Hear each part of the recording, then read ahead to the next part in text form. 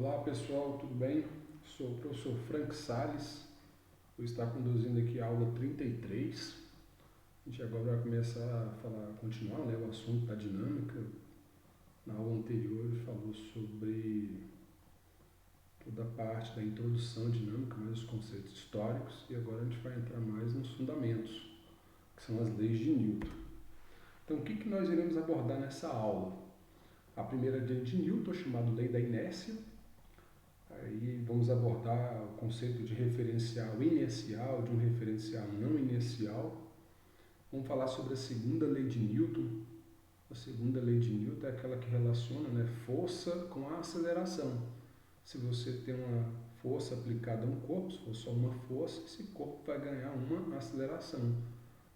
Então vamos falar sobre a força peso, força normal e atração. Ao longo desse curso, vocês irão estudar mais forças. Nas aulas seguintes, vocês vão ver força elástica, vocês vão ter força de atrito, e outras forças. Aqui vamos falar inicialmente dessas três forças. E vamos falar também da terceira lei de Newton, ou seja, ação e reação. Então, se você aplica uma força num corpo, esse corpo devolve essa força, só que no sentido contrário a que ela aplicou. Então, primeira lei, vamos falar sobre a lei da inércia. E o seu enunciado é mais ou menos assim. Todo corpo continua em seu estado de repouso ou de movimento uniforme, em uma linha reta, a menos que seja forçado a mudar aquele estado por forças aplicadas sobre ele. Pessoal, o que quer dizer isso aí? O que eu quero dizer é o seguinte: se você tem um corpo e ele está no referencial inercial, ou seja, está no referencial ali em repouso, ou um referencial em velocidade constante, referencial onde você vai ter a medida da posição dele, os eixos que dão medida da posição dele. Se ele estiver em repouso e a somatória das forças que agem sobre ele, ou força resultante sobre ele, lembrando que força, já foi dito isso para vocês de uma maneira qualitativa, é o agente da dinâmica responsável por alterar o estado de repouso ou de movimento do corpo. Então, se você tem uma força nula, resultante nula agindo sobre ele, ele vai permanecer em repouso. Então, ele não vai sair dali, vai continuar ali quietinho, a menos que você tenha uma força resultante diferente de zero aplicada sobre ele. Ou seja, se por acaso aqui eu vier chutar essa bola ou com um taco de sinuca bater nessa bola, quando eu bater, eu aplico uma força. O que ele vai fazer? Ele vai se movimentar. Vai se movimentar em linha reta e com velocidade constante. Você deve estar até se lembrando do caso dos lançamentos horizontais, Pessoal, mas aqui não faria um lançamento oblíquo? Não deveria fazer essa curva, uma parábola? Pessoal, o único momento que teve uma força atuando sobre ele foi nesse momento inicial aqui, do chute ou da atacada. Depois desse momento não tem mais força. Aí ele já tem um estado de movimento que é uniforme em linha reta. No caso dos movimentos lançamento horizontal ou lançamento oblíquo, você tem uma força que age o tempo inteiro sobre o corpo. Na verdade, a gente não falou força para vocês, a gente falou em aceleração. Eu tenho um exemplo aqui bem interessante, que são astronautas jogando tênis na estação espacial. E ela é interessante por quê? Porque dentro da estação espacial, a gente fala assim, a gravidade é zero. Esse termo, pessoal, ele é um pouco equivocado, vocês vão ver isso mais para frente no capítulo sobre gravitação, que a gente pode falar ali que naquele ambiente, dentro da nave, você tem um ambiente microgravidade. Então eu posso pensar que um corpo ali não teria nenhuma força atuando sobre ele naquele momento ali. Mas mais adiante a gente vai ver e esclarecer isso melhor. Então, apenas para exemplo, imagine que ele é um corpo dentro da estação espacial que está em órbita, ela tem um ambiente microgravidade. Então, o que aconteceria com corpos lá, se eles estão em repouso ou se eles estão em movimento, e você aplica uma força sobre eles? Então, tem esse vídeo aqui que é bem interessante. Eles vão jogar tênis no espaço, Então, a pessoa observe, a bolinha vem, ela é lançada. Novamente, reparem que o movimento dela é, com baixa velocidade, né? Porque uma força, a mínima força já faria ela entrar em movimento. Observem que ela mantém sempre o seu estado de movimento, até que uma força a atinge. Então aí, ó, e ela vem em velocidade constante em linha reta. Você pode até pensar, poxa, professor, mas lançamento horizontal isso também acontece. Se a velocidade for alta, ela vai ter quase um movimento retilíneo. Pessoal, aqui você vai ter uma situação aqui, ó, que mesmo batendo devagar, ó, a bolinha devagar, com baixa velocidade, ela ainda continua em linha reta. Ela não vai cair como em um lançamento horizontal.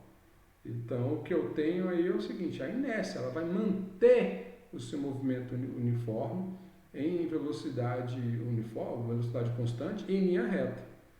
Quando é que é alterado essa situação? Quando ela sofre uma raquetada, aí sim tem uma força que age sobre ela. Mas a força só age durante o contato. Após o contato, não tem mais força agindo. Então ela volta apenas a manter o seu movimento uniforme. Esse é um vídeo bem interessante, né?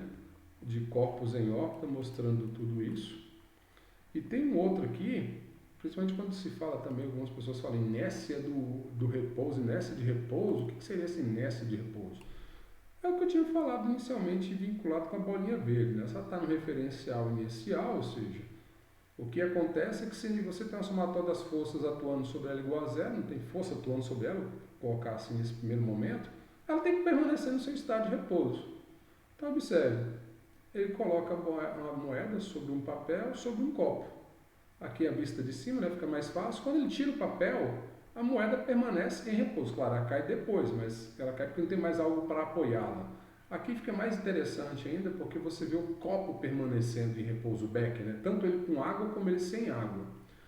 Você pode se perguntar, poxa, mas aí é porque ele está puxando muito rápido. E se ele puxasse devagar? Mais adiante, como eu falei, vocês vão estudar atrito. Quando você estudar atrito, você observa que, dependendo dessa aceleração com que é puxado o papel ali, isso vai afetar, de certa forma, qual é a aceleração que ele pode sofrer para que a força de atrito seja atuante ou não. Aqui é um exemplo que eu acho mais interessante, né, da situação. Ele vem com velocidade constante, a cadeira para, mas ele continua o seu movimento, mantém a inércia. Então é bem interessante esse vídeo aí. Outra situação aqui, ó. Você tem um prato, né? Vai colocar um ovo ali, uma borracha, um ovo. E sempre assim, a tendência de repouso. Tá ali, somatório das forças igual a zero. O ovo está em repouso. Mas se por acaso você vai aplicar uma força ali de maneira alta e muito rápido, o prato todo, que é o apoio, sai, ele tem que permanecer em repouso. Aí o ovo fica em repouso, claro, não tem mais nada apoiando, ele cai. Então, aí temos exemplos de inércia. Aqui, inércia em movimentos circulares, como é que ficaria? Bem, imagine que você pega uma pedra, poderia também pensar aqui na Terra e o Sol, só que entre a Terra e o Sol teria uma força que liga aqui a Terra e o Sol, a gente vai falar sobre isso. Vamos pensar uma coisa mais simples, para você imaginar agora. Pega uma pedra, amarra por uma corda e comece a girar. Então, quando você estiver girando, amarrado por essa corda, a pedra vai girar aqui e a corda também vai girar. Claro, no meu desenho aqui eu não consegui reproduzir isso na animação.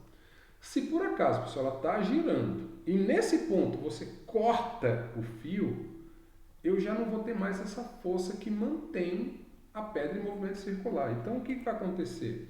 Eu vou ter aqui a inércia. Ou seja, se você não vai ter mais nenhuma força aqui, ela vai manter o seu estado de movimento.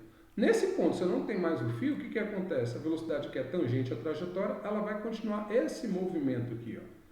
E trajetória retilínea com velocidade uniforme. Então é isso que você espera que a pedra faça. Os referenciais inicial e não inicial, pessoal, tem a ver se o referencial está acelerado ou não. Eu posso até ter um referencial se movimentando. Ou seja, você está dentro de um avião. Se o avião estiver com velocidade constante, você pode observar que você pode pegar um copo, você pode tentar equilibrar um copo ali facilmente. Você pode pegar um copo, colocar um lápis ali em cima, você pode até colocar em equilíbrio e ele vai ficar em equilíbrio, ele vai ficar em repouso. Mas, poxa, a velocidade do avião é 800 km por hora, por que ele não tem uma tendência de ir para trás? Porque dentro do avião, o referencial, né, que é demonstrado aqui no caso, o por um sistema de coordenadas que localizam a posição dele naquele ponto, ele está em velocidade constante. Então vai valer a lei da inércia. Ou seja, se o copo estiver parado, ele vai continuar parado. O somatório das forças igual a zero, ele vai continuar parado. Se você dá um peteleco nele, aplica uma pequena força, ele vai se movimentar como? Em velocidade constante, em linha reta.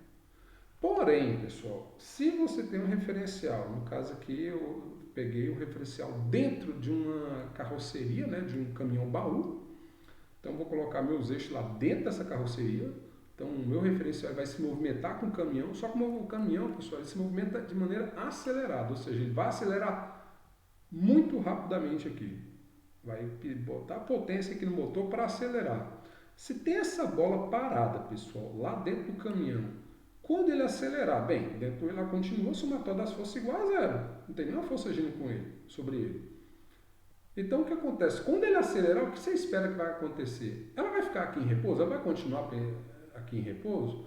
É muito parecido quando você está em um ônibus, onde está em velocidade constante, você consegue ficar até em pé e se soltar ali no ônibus, né? Tirar a sua mão de apoio daquelas barras. Se ele estiver em velocidade constante, não vai acontecer nada. Mas se estiver acelerado, o que vocês acham que vai acontecer? Tentem responder no chat, rapidamente. Ou podem perguntar para os outros professores aí no chat. A minha animação aqui, pessoal, representa bem o que vai acontecer. Se o caminhão se move de maneira acelerada, o que acontece?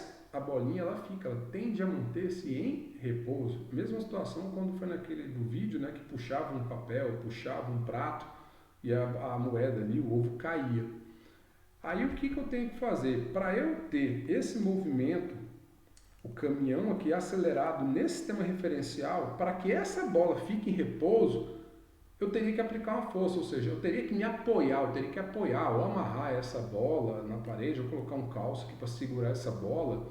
Só que você está violando a primeira lei de Newton, ou seja, eu preciso de aplicar uma força para permanecer em repouso. Então isso viola a lei de Newton. Então, na verdade, eu falo que esse referencial aqui é não inercial.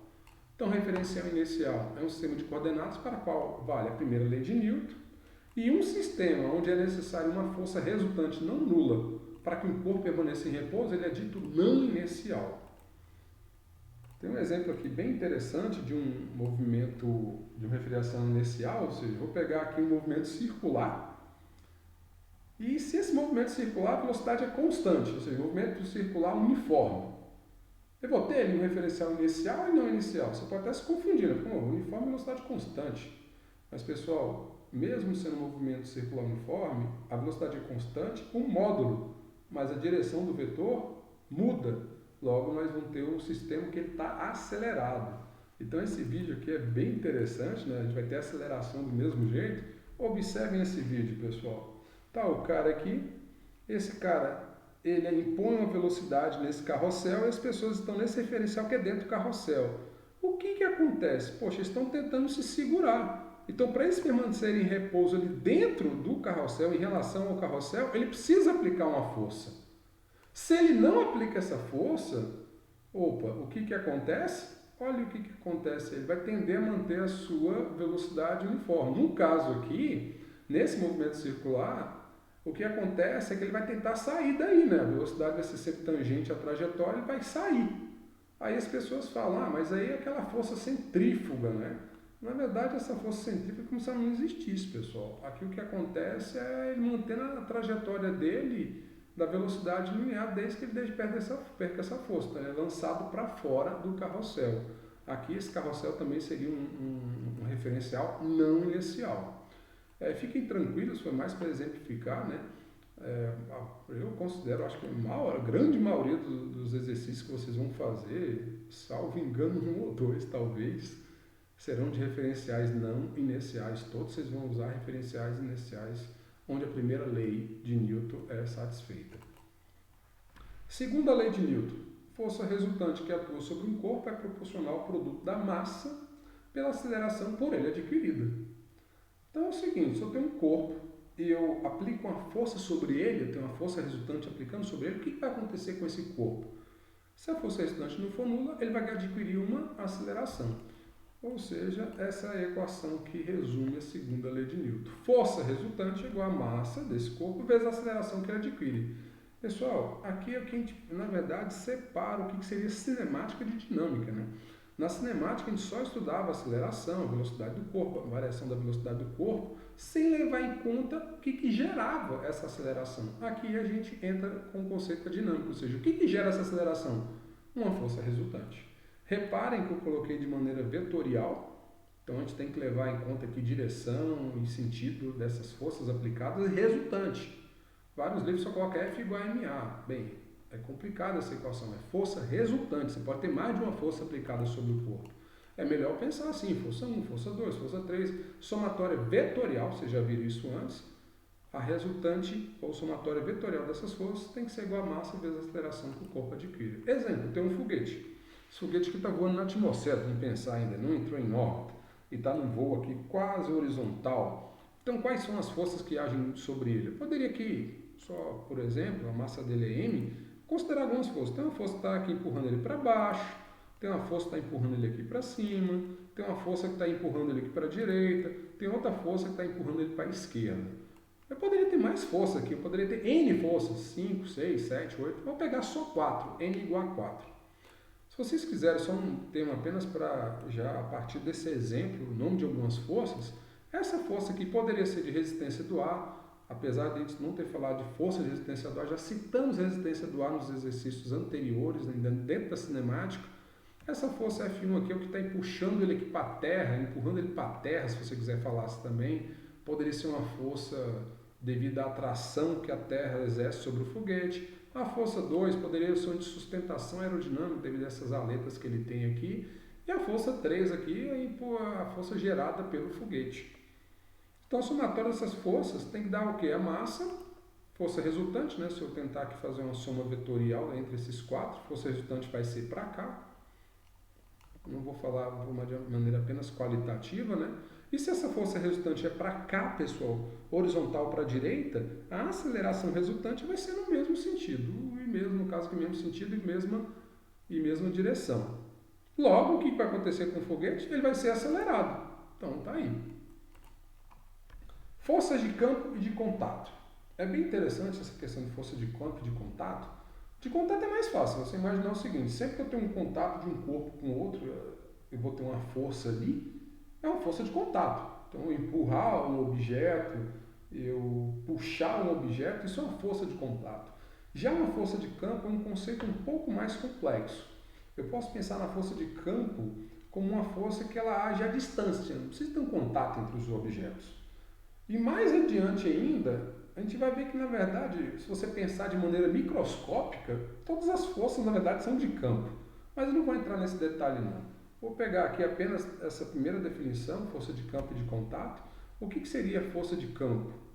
Eu tenho a força peso, que é devido à atração gravitacional, eu tenho força magnética, eu tenho força de atração entre cargas elétricas. Então aqui está um desenho bem interessante do Coyote, né? Ele usa o ímã, então estou falando de força magnética, mas vocês sabem, acho que vocês já brincaram com isso, que o ímã atrai metais.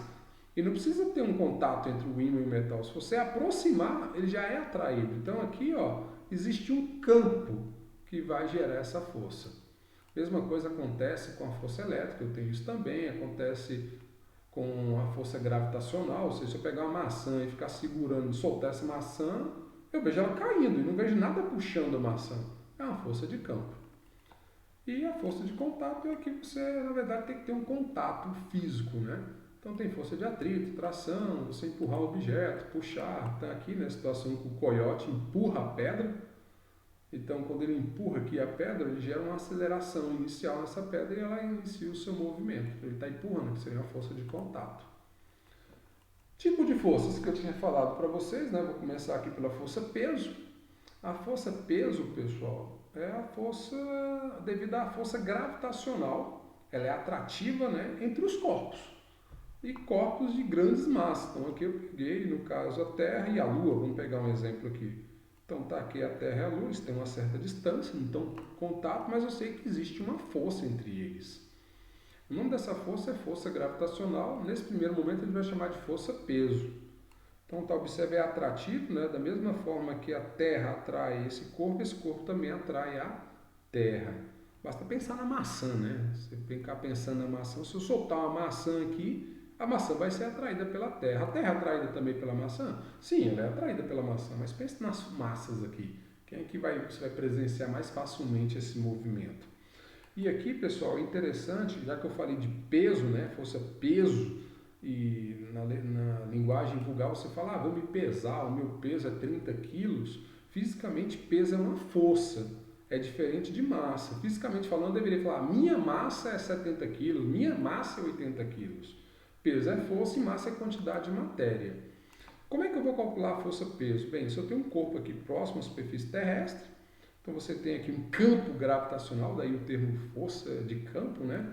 Vou já começar a falar sobre esse termo campo gravitacional. A gente já viu isso aqui, a aceleração da gravidade, que aqui está puxando para baixo nesse ponto. Então, se você pensar, já que o peso é uma força, então a massa vezes a aceleração. Então, peso é igual a massa vezes a aceleração da gravidade, P igual a mg. Tração. Tração, pessoal, ou tensão, é o nome que se dá a uma força que é exercida sobre um corpo por meio de cordas, cabos ou fios. Então, você pega uma corda, um fio, uma linha, você puxa essa linha, você está exercendo o que sobre ele? Uma tração. Se eu pego um barbante, amarro um peso e eu fico com esse peso pendurado, qual é a força que está sendo exercida no barbante? Tração. Esse é o nome dessa força, né? A vantagem é que você pode desviar uma força, você pode usar o cabo, a corda para desviar uma força ou aplicar a distância. Peguei aqui uma foto do Wikipedia bem interessante da nossa cidade, um dos símbolos da nossa cidade aqui, a terceira ponte. E ela é uma ponte que tem esses arcos e tem os cabos que seguram, são cabos de sustentação. Então, na verdade, pessoal, nesses cabos eu tenho uma tração. Bem, tem um cabo amarrado aqui em cima e tem uma tração, que é sempre do corpo para o cabo. Mas aqui embaixo vai ser o contrário, é da ponte aqui para o cabo. A letra que eu vou usar é o T maiúsculo. Aqui é uma situação que o cara está puxando uma caixa por meio de rodana, vocês vão ver isso mais adiante. Rodana fixo, rodana móvel, essa aqui ela só gira, ela não tem movimento de translação. Essa aqui, além de girar, ela também pode subir e descer.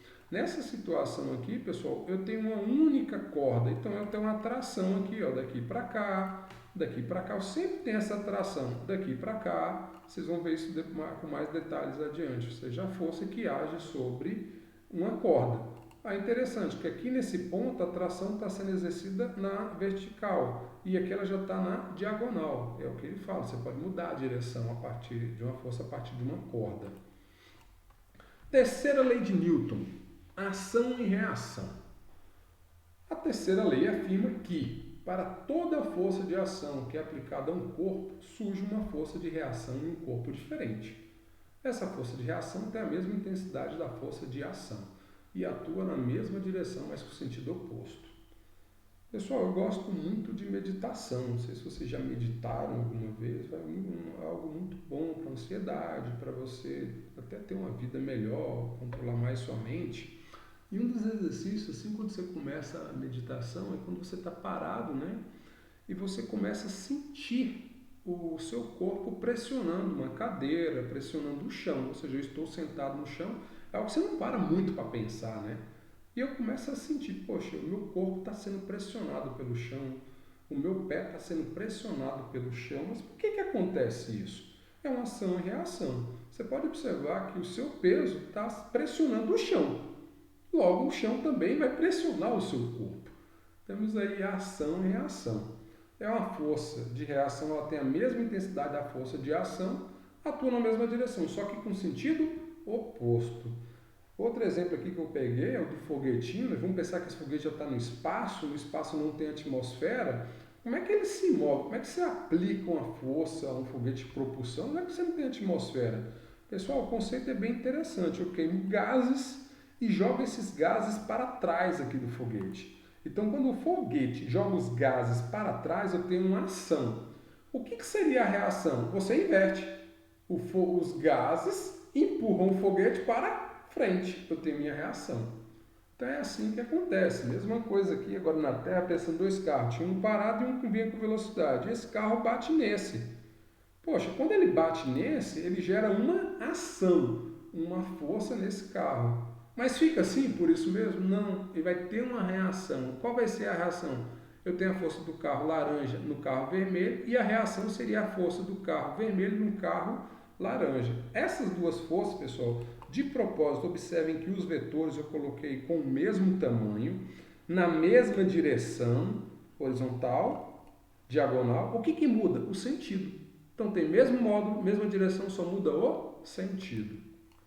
Força normal é outra força que eu queria falar para vocês.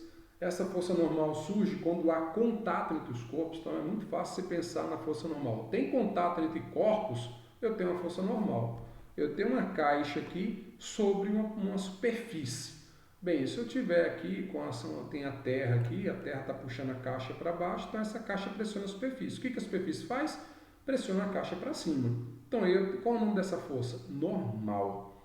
Essa força normal, ela tem a direção que vai ser sempre pessoal. Eu vou até usar um termo aqui, né? Por que ela é normal?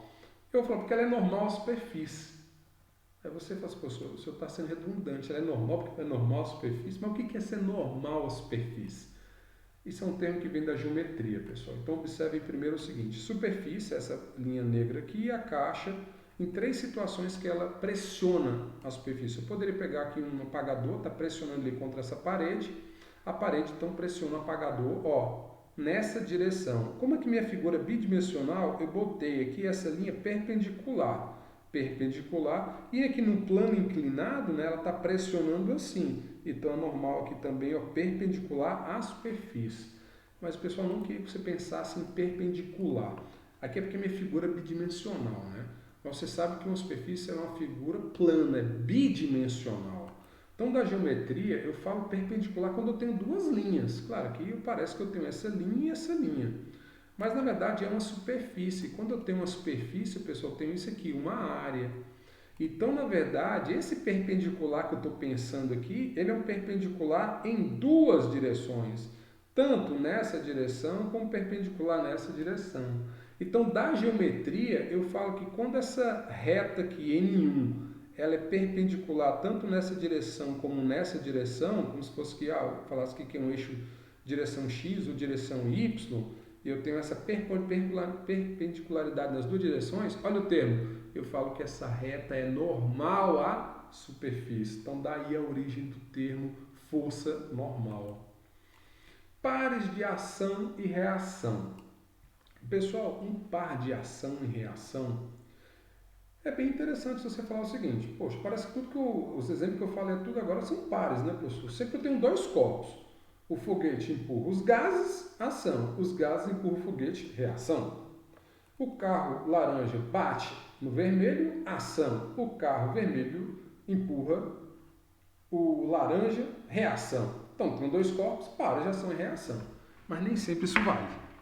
Eu falei agora há pouco da força normal. Para a força normal, e eu exagerei aqui nessa figura, coloquei a mesa aqui bem grande, né, e um bloco aqui sobre a mesa. Vamos pensar os corpos que eu tenho aqui. Eu tenho 3 corpos. Terra, esquece aqui a mesa nesse momento, vamos pensar. Quem gera o peso sobre essa caixa aqui? Bem, o peso dela é gerado pela Terra. Então, entre a caixa e a Terra, sim, eu tenho um par de ação e reação. A Terra atrai a caixa, força P. A caixa atrai a Terra, força menos P. O P, pessoal, o peso, a força vai ser a mesma. Só o sentido aqui que é negativo, contrário, né, que eu coloquei sinal de menos. Entre a Terra e a caixa, eu teria um par ação e reação. Essa seria a força de ação e essa seria a força de reação. Mas aí, pessoal, eu penso agora aqui entre a caixa e a mesa. A caixa pressiona a mesa para baixo devido à força peso. E logo a mesa pressiona a caixa para cima, gerando essa normal. Eu vou ter um par ação e reação? Não. Mas são 2 corpos, mas esperem aí. São 2 corpos, porém a força peso é entre a caixa e a terra. E a força normal é entre a mesa e a caixa. Aí vamos para 3 corpos. Então aqui, ó, passem um X. Nessa situação aqui eu não tenho par ação e reação. Eu só teria par ação e reação entre caixa e terra. Ou aqui entre mesa e caixa, só essa normal aqui e essa normal aqui para baixo. Pessoal, Como as balanças medem a sua massa? Não vou nem colocar como as balanças pesam, né?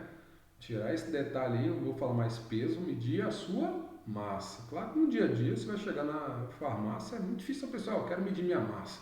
Geralmente fala, vou me pesar, mas sabe que é um conceito diferente fisicamente falando. Então você sobe sobre uma balança, pega uma balança bem simples. Não vou entrar nos mecanismos, pessoal, porque essa medida é feita por comparação. Tem outra força aqui que ele vai utilizar, né, para comparar a força peso e essa normal. Pode ser um processo eletrônico, pode ser um processo via força elástica.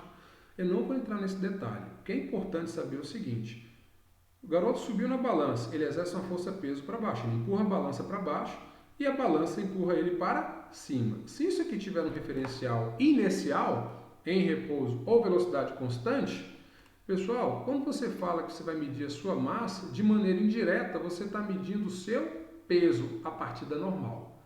Nessa situação aqui, ó, como é um referencial inercial, vou pegar a força resultante, somatória das forças, né? Somatória das forças, mas poxa, as duas estão na mesma direção, vou omitir aqui a notação vetorial. Como ela está com um sentido para cima e outro sentido para baixo, vou colocar um menos aqui para o P, né? Nesse referencial vou colocar aqui para cima é positivo, para baixo é negativo. E ele é inercial, ou seja, esse referencial não tem aceleração. Então, esses dois corpos aqui não estão acelerados, então a aceleração é zero. Então, MA aqui vai ser M vezes 0, 0. Então, resolvendo essa equação, o que eu encontro? Normal igual ao peso. Então, a leitura aqui que eu faço, pessoal, é da normal. Claro, há uma conversão para você colocar em termos de quilogramas. Então, está aí a leitura da massa desse garoto. Porém, se você agora está dentro de um elevador, pessoal, e esse elevador, naquele momento inicial ou no momento final, né, que ele desacelera ou ele desacelera, eu teria a mesma leitura da balança? O que aconteceria, pessoal? Vamos pegar essa primeira situação. Ele desce acelerado. Então, se ele estiver acelerando, o que acontece? Se eu for tentar resolver essa equação de novo, só tirei aqui a força resultante, né? Vou colocar normal menos o peso, porque continua aqui sempre normal para cima e peso para baixo. Porém, essa aceleração agora que existe está para baixo, então eu vou colocar para baixo menos MA. Resolvendo essa equação, se eu falei aqui que quem está medindo aqui a massa é a medida indireta a partir da normal, eu vou isolar a normal aqui e a normal vai ficar peso menos MA. Então, pessoal, observe que nessa leitura a normal vai ser menor do que o peso. Então aqui, pessoal, a leitura da balança vai diminuir. Então deixa uma questão para vocês. E se você estiver numa balança, pessoal, em um elevador e esse elevador está caindo com a aceleração da gravidade, qual seria a leitura sobre a balança? Tentem responder isso aí. Observem aqui que eu até deixei a leitura aqui, né? Diminuiu a massa, porque agora é peso menos MA. E a outra situação é se o elevador estiver subindo acelerado. Quando ele sobe acelerado e eu tento resolver essa equação novamente, o que muda? A aceleração é para cima, então ela passa a ser positiva. Resolvendo essa equação, isolando a normal é peso mais m vezes a. Então, observa, essa normal, pessoal, ela vai ser o peso mais uma quantidade. Então, ela vai medir acima da massa do garoto. Então, a leitura aqui da balança vai aumentar. Então, pessoal, aqui são exemplos bem interessantes, né, de como você consegue, de maneira qualitativa, né, foi toda a análise qualitativa que eu fiz sobre as leis de Newton. Nas aulas seguintes vocês vão ver agora exemplos quantitativos, como é que se aplicam a lei de Newton para determinar força e aceleração. Então, me despeço de vocês por aqui, fiquem na paz.